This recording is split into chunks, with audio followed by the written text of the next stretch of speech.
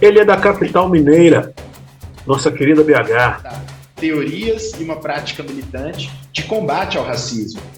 Ele é advogado, criminalista, é conselheiro municipal de promoção da igualdade racial de Belo Horizonte e é pós-graduado em gestão estratégica na advocacia.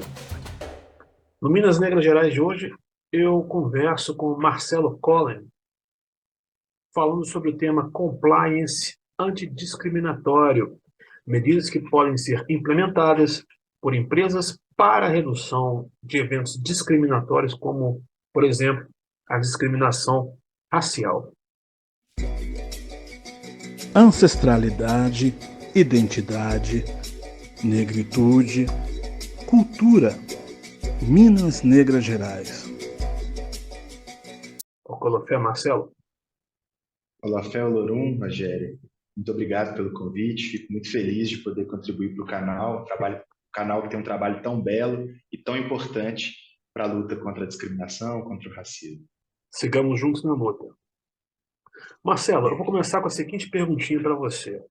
Qual é o papel das empresas na sociedade e quais as políticas que elas podem realizar na construção de uma sociedade antirracista? Essa pergunta é muito boa, Rogério, porque historicamente a gente está acostumado a ver o racismo exclusivamente como um fenômeno individual, ou seja, como um comportamento das pessoas isoladamente, seja por uma falta de instrução, uma falta de cognição racional acerca da ausência de diferenças essenciais entre pessoas de diferentes etnias ou diferentes raças, né, um conceito social de raça, ou como um comportamento moralmente inadequado, como um desvio ético, ou até mesmo um comportamento individual. A questão é que, como nos ensina o Silvio Almeida, o professor Silvio Almeida, o racismo ele também tem uma dinâmica que é institucional, ou seja, relacionada às empresas e instituições que compõem a nossa sociedade, sempre dentro de uma estrutura racista. E essa estrutura mantida por uma lógica econômica, social, política e jurídica. Então, é muito interessante porque de um tempo para cá a gente vem questionando e vem denunciando a importância da gente combater não apenas esse racismo praticado por sujeitos de forma individual, que a gente vê principalmente na forma de injúria racial ou do próprio crime de racismo, né? Mas também no sentido de responsabilização das empresas e do Estado para que essas instituições públicas ou privadas revejam a sua forma de agir, revejam os seus procedimentos internos, para que eles deixem de contribuir para essa estrutura racialmente, essa sociedade racialmente estruturada. Uma pesquisa nacional do Instituto Locomotiva, divulgada hoje, mostrou que 8 em 10 pessoas percebem o preconceito racial no dia a dia. E mais da metade disseram que já sofreram discriminação. Um levantamento realizado pelo Instituto Locomotiva mostra que quase 70% dos brasileiros pretos já foram discriminados em lojas, restaurantes ou supermercados. E 52% dos trabalhadores pretos já sofreram preconceito no próprio ambiente de trabalho. O estudo também mostra que os brancos ganham em média 76% mais do que os negros. A pesquisa apontou ainda que mais de 70% dos brasileiros têm chefes brancos, o que retrata a cultura das empresas de não promover funcionários negros para cargos de gestão e liderança. O estudo aponta ainda que 9 em cada 10 consumidores preferem marcas que respeitam a diversidade racial. Então, o papel das empresas é exatamente compreender que elas estão inseridas numa lógica social, elas estão inseridas dentro de um contexto social, que quando esse contexto social é o contexto brasileiro, a gente tem que se atentar para um histórico, aqui fazendo recorte de raça, de discriminação. A gente tem também outras formas de discriminação, como a discriminação de gênero, né? Uma estrutura patriarcal, uma sociedade patriarcal. A gente tem também um preconceito contra as pessoas mais velhas, que a gente vai chamar de etarismo, contra as pessoas com deficiência. Mas aqui, trazendo o recorte racial, a gente vai perceber também essa diferença. E aí as empresas, se atentando a isso, elas precisam entender que faz parte, sim, da sua função social, faz parte da construção de uma sociedade justa, livre e solidária, que são questões, inclusive, previstas na nossa Constituição, né? A responsabilidade de todos para contribuir para um Estado sem preconceito de qualquer natureza, sem discriminação e que tenda a uma igualdade de oportunidades, que essas empresas também implementem políticas específicas. E aí, respondendo a segunda parte da sua questão, é fundamental que as empresas compreendam que ter diversidade é importante por duas questões, por questões empresariais e por questões sociais. A gente tem hoje muito forte, né, essa ideia do ESG ou do ESG, do bom e velho português, que é essa ideia das empresas terem responsabilidade de governança corporativa, responsabilidade social e responsabilidade de um desenvolvimento sustentável. Quando a gente faz esse recorte da segunda coisa que falei, que é a responsabilidade social, faz parte das empresas privadas contribuir para uma sociedade mais equânime. Como que elas podem fazer isso? Implementando processos de diversidade, ou seja, buscando profissionais com as devidas qualificações, obviamente, para que sejam contratados, formatando uma equipe que não seja formada, por exemplo, exclusivamente por pessoas brancas, ou que pelo menos tenda a realidade racial brasileira, que é cerca de 55%, 60% de pessoas negras. É importante ela entender que esse processo também produz para ela oportunidades do ponto de vista comercial, porque já existem diversas pesquisas que demonstram que empresas mais diversas têm maior capacidade de gerenciar crises, têm maior capacidade de ser inventiva, de criar soluções, porque a gente vai ter ali múltiplas formas de pensar, né, a questão, e também vai evitar, ou pelo menos reduzir o risco de que essas empresas sejam responsabilizadas por atos discriminatórios. Hoje, no Brasil, a gente vê o amadurecimento disso também no judiciário. Muitas empresas estão sendo chamadas perante a Justiça do Trabalho, ou até mesmo a Justiça Estadual, Justiça Civil, sendo responsabilizadas por terem praticado os atos discriminatórios, seja ativos, como a gente percebe, por exemplo, a perseguição, a violência contra pessoas negras em estabelecimentos comerciais, principalmente relacionados aos supermercados, né, a essa venda varejista. E também a gente percebe empresas sendo chamadas a refletir a sua condição de exclusão, quando são empresas grandes, mas que não inseriram dentro do seu corpo de funcionários a diversidade racial. Então, essa responsabilidade uma das razões para se implementar um compliance antidiscriminatório e para instituir um processo de diversidade nessas empresas é também reduzir o risco de uma eventual responsabilização no Poder Judiciário, que tem gerado aí condenações milionárias, né, responsabilizações milionárias para essas empresas. Perfeito. É notório que houve um crescimento exponencial, né, de discriminação racial no último governo, né? E aí isso aconteceu em vários setores da sociedade. E aí eu vou te perguntar o seguinte: temos aí uma luz no fim do túnel? Como é que você vê os horizontes daqui em diante? Eu sempre vejo com alguma preocupação, na medida em que eu acredito que demanda muito mais, essas melhorias demandam muito mais da nossa organização e da capacidade das pessoas negras criarem redes e espaços de fortalecimento mútuo, né, de black money, de apoio entre si para um fortalecimento de carreira, de espaços de negócio, do que necessariamente a intervenção do Estado. E por que eu inicio, de uma certa forma, com essa projeção não tão positiva? Porque, historicamente, o nosso país deu exemplos de que a gente tem que lutar. O Estado brasileiro, apesar de alguns esforços, nunca conseguiu, de fato, atuar para transformar essa realidade social das pessoas negras. E eu entendo que nesse último governo existiu um acirramento muito grande da questão racial, um debate público. Isso veio muito forte no debate público, mas veja, pela nossa resistência, pela nossa capacidade de denunciar essas violências, pela nossa capacidade cada vez maior de formatar teorias e uma prática militante de combate ao racismo. A gente tem jovens que entraram na universidade por uma política de inclusão lá atrás, as políticas de cota que foram fundamentais, as políticas de financiamento estudantil que foram fundamentais, que hoje conformam uma elite, entre aspas, né? Não gosto muito desse termo elite, mas é como muitas vezes as pessoas explicam esse fenômeno, uma elite intelectual que traz aí livros, que traz teorias que dão base para toda a nossa luta. Da mesma forma, a gente tem instituições cada vez mais chamadas à responsabilidade, não que elas queiram, mas são chamadas à responsabilidade por nós a atuar. Então, quando a gente tem, por exemplo, o Estado brasileiro ou os estados da federação, porque aqui falarei da Polícia Civil, desenvolvendo delegacias especializadas no combate ao racismo, não é uma decisão, eu não vejo, única e exclusiva de um governador que implementa isso, mas da nossa demanda social, de um movimento organizado, não, um movimento negro organizado, que vai dizer que o Estado precisa ter atenção a essas demandas. Eu acho que o horizonte ele é mais próspero, dada a abertura de diálogo.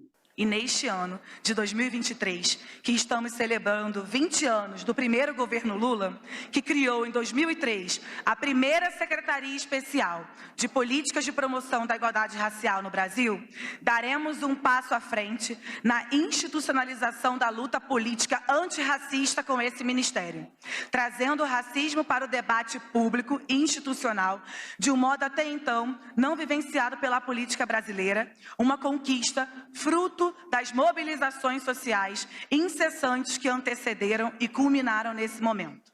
Mas tudo depende da nossa capacidade de mobilização, não podemos cruzar os braços. Perfeito. Bem sabido que o racismo, é crime hediondo, inafiançável e imprescritível.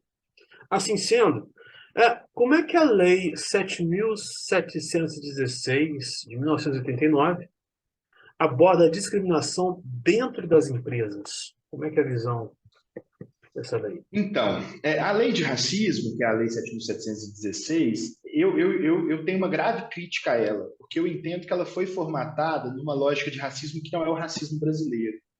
O que eu quero dizer com isso? A gente tem uma lei que vai dizer que uma série de condutas discriminatórias configuram um crime de racismo, já especificando que esse racismo ele tem que ser contra um grupo indeterminado de pessoas, ou seja, não é o ato de discriminação contra o Rogério ou contra o Marcelo, mas é o ato de discriminação contra as pessoas negras, contra os povos originários, contra os ciganos, ou contra os haitianos, porque tem essa ideia de procedência nacional também. Então, qual que é o problema? É que ela demanda uma postura ativa do sujeito. Então, a gente tem, por exemplo, essa pergunta que você fez das empresas. Como que uma empresa é responsabilizada pelo crime de racismo? Em primeiro lugar, não existe responsabilidade criminal de empresa no Brasil, exceto para crimes ambientais. Então, primeiro a gente vai ter que ter um sujeito ativo, a gente vai ter que ter um autor desse crime, que vai ser uma pessoa física. Então, vamos imaginar um chefe de RH que pratica uma conduta típica, uma conduta prevista na lei de racismo, que diz negar trabalho, negar emprego a uma pessoa negra, ou negar matrícula numa escola. Qual que é o problema? E aí agora eu retorno no início do que eu estava dizendo dessa questão. Aqui no Brasil a gente não tem essa prática explícita do racismo, como existiu nos Estados Unidos e na África do Sul, onde você chegava numa escola e tinha uma placa: aqui não se matriculam negros, aqui não trabalham, não trabalhamos com pessoas negras. Segregação total. E onde você teria evidenciado esse crime. O nosso racismo é esse racismo velado. As pessoas não vão dizer, eu não estou te contratando porque não contrato pessoas negras. Só vai te dizer que já encerrou o processo seletivo. Mas elas dizem pessoas de boa aparência. Isso já denota um racismo velado também. Isso, aí denota. E aí você tem todo um problema de prova. Porque para você ter essa responsabilidade criminal, você tem que conseguir demonstrar que por trás dessa informação você tem ali uma discriminação que é de natureza racial. Então, assim, é uma lei de baixa aplicabilidade. É uma lei que a gente vê ela sendo pouco usada na prática. Essa questão da boa aparência, por exemplo, vem sendo questionada no âmbito do direito do trabalho como uma discriminação genérica e não como uma discriminação racial.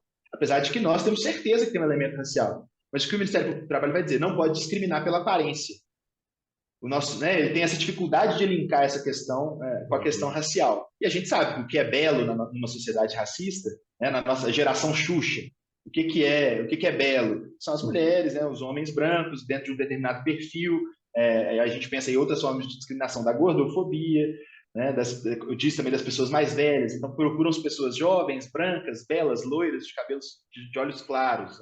Mas isso daria também, isso daria também pelo fato de que o grupo de pessoas que promulga essas leis ser um grupo composto basicamente de pessoas brancas. Então, sim, sem dúvida. A disputa de poder político ela é muito importante porque eu acredito que existem duas nuances nesse sentido. Existe uma nuance intencional, de pessoas que lá estão formatando leis para que sejam inaplicáveis, e existe também, Rogério, uma nuance de completo desconhecimento. A gente vive no país mais negro do mundo, fora da África, e o segundo país mais negro do mundo, exceto a Nigéria, e as pessoas não sabem se referir a uma pessoa negra como preto ou negro é ofensivo. As pessoas não sabem conviver minimamente com questões básicas, assim, quais palavras são adequadas ou não para se chamar. Então também existe um espaço de muito desconhecimento, que a presença de pessoas negras para empresas ou para a política qualifica o debate racial. E é importante dizer, não apenas de pessoas negras, porque também existem pessoas negras sem letramento racial. Então, precisam ser pessoas que tenham essa apropriação. E fico feliz de ver cada vez mais, né, as nossas bancadas crescendo com pessoas com esse conhecimento, com essa pauta política. Mas agora, retornando à lei de racismo, ela é inaplicável porque demandaria, então, do ponto de vista técnico, aqui falando como advogado criminalista, uma prova da intenção do dolo de discriminar com o elemento racial, que é muito difícil de ser feita, num país onde o racismo é velado e onde as pessoas estão habituadas, principalmente, né, essa casta que compõe majoritariamente o Judiciário e o Ministério Público, de que pequenas formas de discriminação são uma brincadeira, são uma forma de conviver, né, o que o professor Adilson Moreira vai chamar de racismo recreativo, de que não existe uma intenção por trás dessa discriminação. Pessoas negras ouvem piadas racistas cotidianamente de seus amigos, de seus colegas, de seus vizinhos e até mesmo de estranhos. Representações supostamente engraçadas de pessoas negras também estão presentes nos meios de comunicação. As pessoas brancas que contam essas piadas acham que estão falando algo realmente engraçado, mas poucas pessoas negras acham graça no que elas ouvem. Nós não achamos graças nessa brincadeira porque sabemos que elas não são brincadeiras. Elas têm um propósito, afirmar que nós negros somos inferiores e que nós devemos ocupar um lugar subalterno na sociedade. A mesma ideia que brancos utilizaram para justificar 388 anos de escravidão. Então, assim, eu tenho críticas a essa lei porque eu entendo que ela deveria ser reformulada, tanto no sentido de redimensionamento de pena, na medida em que algumas condutas que ali estão têm penas muito menores do que outras condutas que eu julgo muito menos graves. Vou te dar um exemplo, que também eu entendo que tem uma questão socialmente racista inserida. Quando você... hoje, se eu quebrar o vidro de um carro para pegar uma mochila que está lá dentro, sem que nenhuma pessoa presencie esse crime, ou seja, não existe ameaça a ninguém, não é um roubo, né, onde você utiliza de uma arma para ameaçar alguém ou violenta essa pessoa para conseguir o patrimônio dela. Você apenas quebra um vidro, o carro está estacionado numa rua, meia-noite, não tem ninguém perto. Se eu quebrar o vidro desse carro para pegar uma mochila que está lá dentro, a minha pena é de 2 a 8 anos, é um furto qualificado. A maior pena da lei de racismo são 5 anos. Então, o que é mais grave? Eu ferir o patrimônio de uma pessoa, né, às vezes até um pequeno patrimônio, eu pular um muro para furtar um botijão de gás.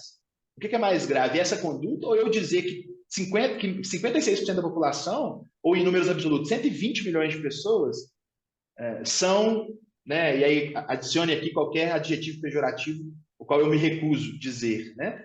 É muito mais grave essa outra conduta. Então, assim, precisamos redimensionar. E a gente sabe quem é punido por crime contra o patrimônio. Então, é importante ter esse redimensionamento de pena e é importante redimensionar também para que a gente possa criminalizar esse racismo velado. Então, mas mais importante ainda do que essa criminalização, que eu acho que ela também é um mecanismo de controle pouco eficiente, é muito importante que a gente chame as empresas, chame o Estado à sua responsabilidade de promover oportunidades. A gente vai transformar a nossa realidade social por meio do trabalho, do estudo e de uma vida social em paz. A criminalização resolve parte desse problema. A outra parte é por meio de oportunidade de trabalho, de renda, de estudo e de construção de propriedade, de prosperidade, melhor dizendo. Perfeito. Eu ia até mesmo linkar a próxima pergunta a isso que você acabou de falar. Porque, em sua opinião, teriam as empresas aí a obrigatoriedade de conhecer sobre esse assunto, identificando os pontos negativos e podendo assim eliminar, criando um ambiente mais seguro e acolhedor. Elas têm essa obrigação de saber sobre esse assunto. Eu entendo que a empresa ela se fortalece de forma muito substancial quando ela se apropria dessas questões. Uma empresa estabelecida no Brasil, ela tem um mercado consumidor imenso para ser explorado, né? E como eu disse, nós somos maioria nesse país. Ela tem uma mão de obra extremamente qualificada que muitas vezes está fora do mercado de trabalho por falta de oportunidade, que pode ser utilizada. E ela tem também, hoje, uma série de sanções quando deixa de praticar atos de responsabilidade social. E não tem como falar de responsabilidade social no Brasil sem falar de promoção de igualdade racial. Vamos, por exemplo, citar as empresas listadas em bolsa. Vamos pensar as grandes empresas. Hoje, existem diversos tratados internacionais, recomendações da própria Nações Unidas no sentido de desenvolvimento dessas políticas de responsabilidade social. E quando essas empresas não participam desse tipo de atividade, elas, de uma certa forma, perdem pontos que podem fazer toda a diferença para um comércio exterior, por exemplo, para um processo de exportação. Então, existe um prejuízo, e é importante trazer essa dinâmica da atividade empresarial, porque a função principal de uma empresa é gerar lucro. Né? As pessoas abrem empresa com a intenção de empreender e produzir riqueza. Isso não é nenhum problema. Né? É importante que essa função social também seja observada, que essa responsabilidade social também seja observada. Então, existem várias vantagens comerciais, existem várias vantagens internas, que equipes mais diversas, você tem menos absenteísmo, ou seja, né, a sua equipe é mais produtiva, você tem menos rotatividade, essas pessoas elas se sentem mais confortáveis para trabalhar, muitas vezes ficam mais tempo dentro de uma empresa. A gente tem uma pesquisa nacional que indica que hoje 50% das pessoas negras que buscam vagas no mercado de trabalho se preocupam se a empresa tem ou não tem políticas relacionadas à questão racial dentro do sistema da empresa. Então, assim, é uma realidade que está posta, que muitas empresas gigantescas já estão se atentando pelas vantagens comerciais e também pelas possibilidades de transformação da nossa sociedade. Então, eu diria que existe uma obrigação quase que de sobrevivência, porque a tendência é que as empresas que não se adequem nesse sentido comecem a ficar escanteadas dentro de um sistema social. Eu conheço várias pessoas, acredito que você também, que não consomem em certos lugares, porque não identificam nesses lugares uma preocupação com a questão racial. Existem várias pessoas que consomem em determinados espaços, mesmo que mais caros que outros, porque percebem essa responsabilidade. E a gente vê, inclusive, assim, a moda, que é um espaço que sempre foi muito excludente. Há 20 anos atrás, você abriu uma revista de uma marca de roupa, de bolsas internacional, eram só aquelas modelos, né, com um corpo impossível de ser alcançado. E hoje não, hoje elas vão entendendo que existe todo um mercado consumidor a ser estabelecido. Então, assim, existe uma obrigação de sobrevivência comercial. Que não existe um padrão de beleza. Isso, e existe um imperativo legal. Porque, como eu disse, quando a empresa não atua quando a empresa não se adequa a essa realidade, ela está propensa a ser responsabilizada. Nós temos empresas no Brasil que foram processadas num valor de 10 milhões de reais, porque não tinham pessoas negras no seu corpo de funcionários. E não chegaram a ser condenadas porque fizeram um acordo no sentido de implementar política de diversidade, reconhecendo a necessidade de ter um ambiente mais diverso num país como o Brasil. Né? Não é adequado que você olhe uma foto de festa de fim de ano de uma empresa e imagine que essa empresa está sediada na Suécia.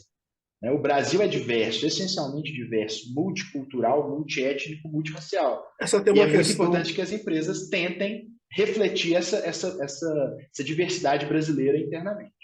Sim, essa tem uma questão pertinente, porque o que a gente vê nos últimos anos, né, é um crescimento exponencial de empresas incluindo, por exemplo, garotos ou garotas de propaganda negros para promoção do seu produto, né? Então, eu não vou citar aqui nomes, não vou fazer uma jornada de outras empresas, mas assim, a gente poderia citar várias delas, grandes empresas, que tem negros e negras tomando a frente, né, do seu produto nas propagandas, mas não é por uma questão de se sensibilizar para essa questão racial, e sim para estar de acordo com a lei, não é? Com a lei racial, ou seja, chega a ser uma questão de conveniência, se assim poderíamos dizer. Você concorda com isso? Então, Rogério, eu entendo que a gente precisa, antes de aprofundar, fazer uma leitura social do país. Vamos dizer assim, uma análise do que é o Brasil. O Brasil é um país capitalista, né, está inserido numa lógica global capitalista, ocidental, que vem de um processo de colonização e escravização muito severo e que sempre se negou a discutir com profundidade a questão racial.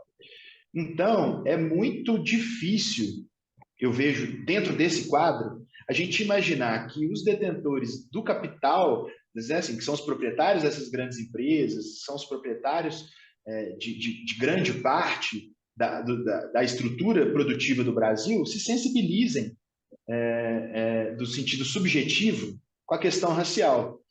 E é por isso que eu acho que a gente talvez não consiga garantir que as pessoas gostem da questão racial, né? Gostem, tenham afinidade, tenham subjetivamente uma relação de afeto, né, ou de desejo de construir um país racialmente igualitário. Porque isso está dentro da cabeça da pessoa, é muito difícil a gente mudar o que a pessoa pensa. Mas a gente pode sim, por meio de políticas institucionais, de políticas de Estado, garantir que as pessoas negras tenham as suas oportunidades.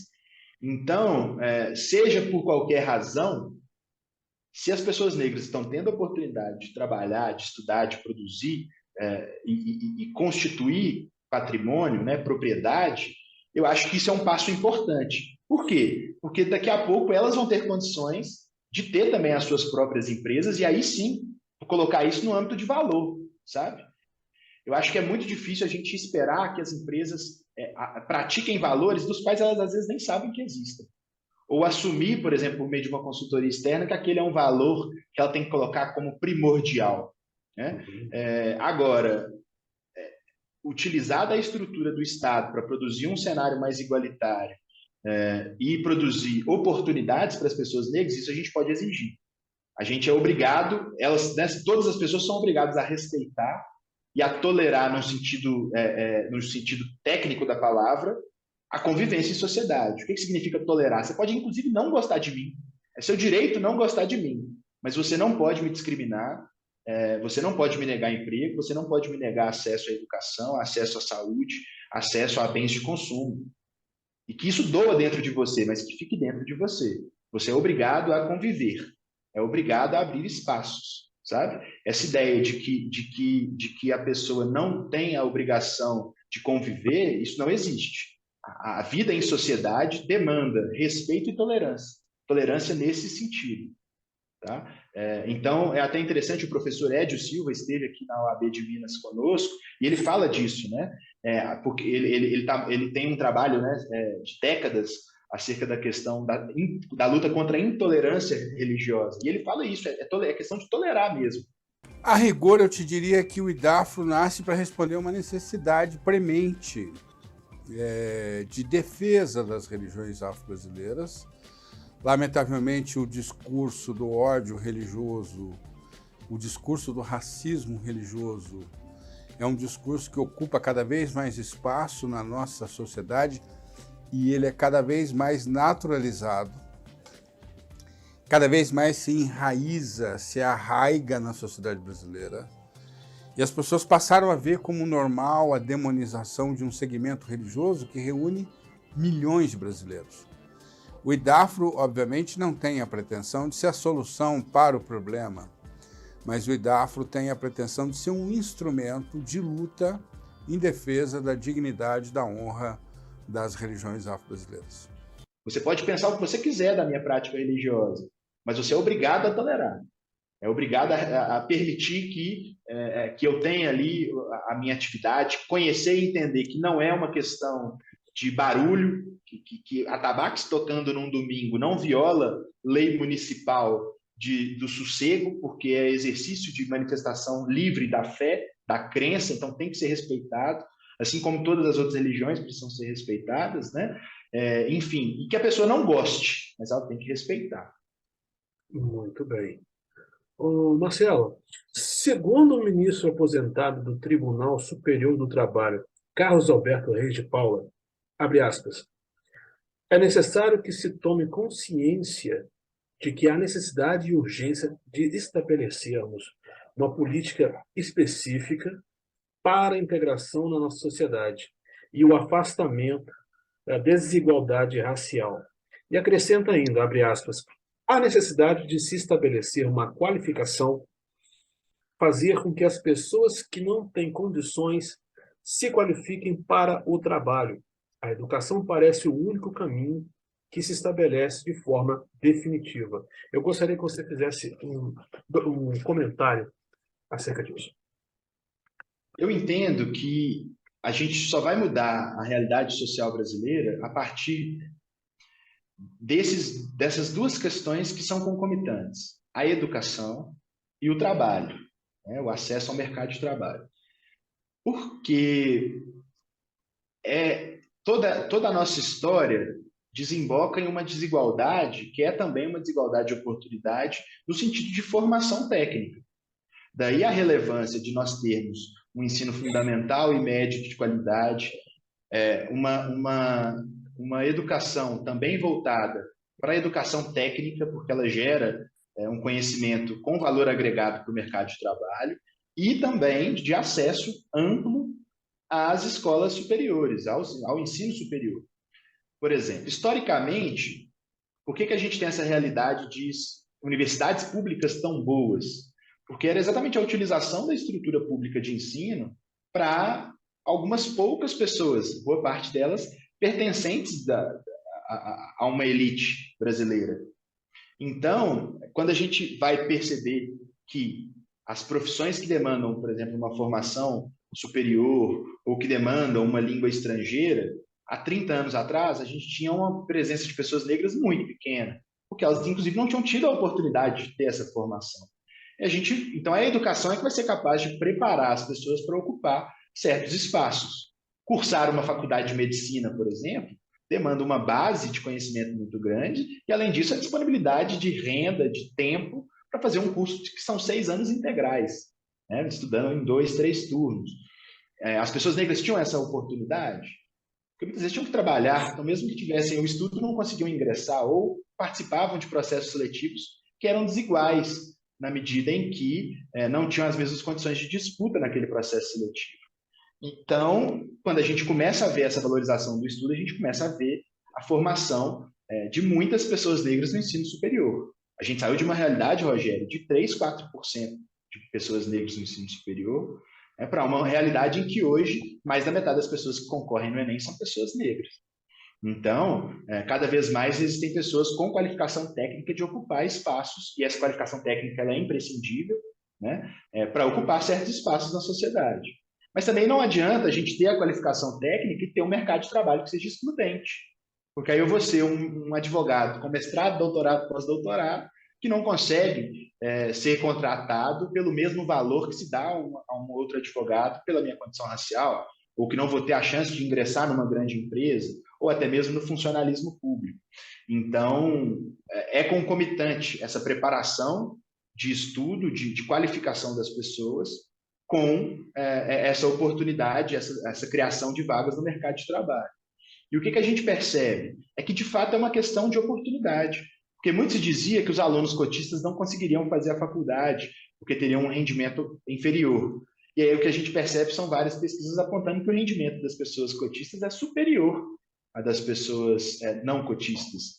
E a gente começa a perceber empresas fazendo, por exemplo, processos de trainee para cargos gerenciais, cargos de direção para pessoas negras, ficando extremamente satisfeitas com a entrada dessas pessoas, inclusive fazendo todo um processo para que elas não saiam mais daquela empresa, porque a contribuição delas é fundamental.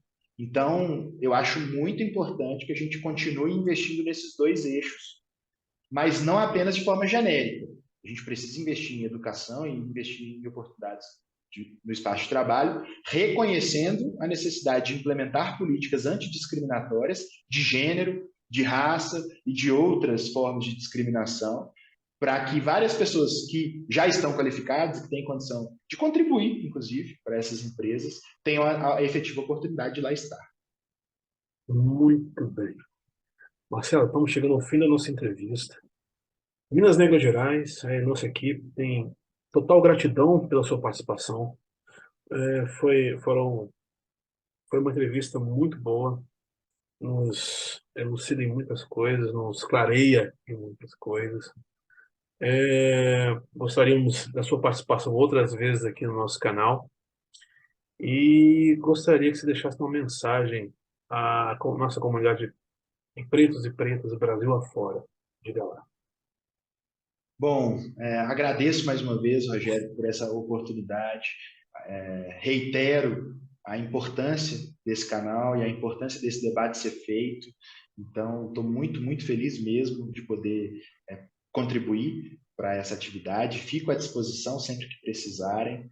E uma coisa que tem me chamado muita atenção nos últimos tempos é a necessidade da gente agir. Nós passamos por muita dor, muito sofrimento. Nós vivemos, a gente tem uma luta de a gente tem uma história de muitas vitórias, mas que só foram necessárias porque a gente estava o tempo inteiro brigando, né? E agora que a gente está num momento do nosso país, eu acho um momento chave, um momento onde muita coisa foi conquistada e muitas portas foram por nós abertas, né? Muitas cadeiras foram por nós conquistadas, que a gente entenda a importância de fazer os diagnósticos, a gente entenda a importância de fazer as críticas necessárias, mas que esses diagnósticos e críticas venham acompanhados de força de ação.